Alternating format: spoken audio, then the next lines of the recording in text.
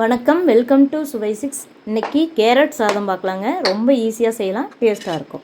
எண்ணெய் ஊற்றிக்கிட்டு கடுகு, கடலப்பருப்பு, உளுந்தம்பருப்பு போட்டுக்கலாம். அதுக்கப்புறம் பூண்டு சேர்த்துக்கலாம், சின்ன வெங்காயம், பச்சை மிளகா 3 சேர்த்துக்கலாம், வரமிளகா 1 சேர்த்துக்கலாம், கேரட்டு, உருளைக்கிழங்கு, பீன்ஸு.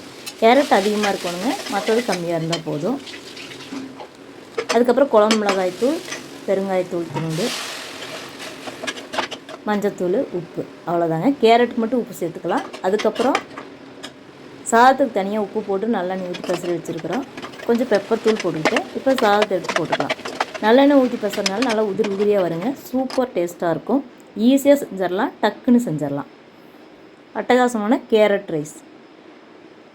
தனியாக கேரட் மட்டும் செய்யலாம், அந்த மாதிரி ஏற்கனவே ஒரு ரெசிபி கொடுத்துருப்பேன். இது உருளைக்கிழங்கு பீன்ஸ் சேர்த்து செஞ்சோம், ரொம்ப நல்லா இருந்தது. டேஸ்ட் அட்டகாசமாக இருந்ததுங்க. உங்களுக்கு என்னோட இந்த சுவை 6 சேனல் பிடிச்சதுன்னா சப்ஸ்கிரைப் பண்ணி சப்போர்ட் பண்ணுங்கள். இந்த வீடியோ பிடிச்சதுன்னா லைக் கொடுங்க.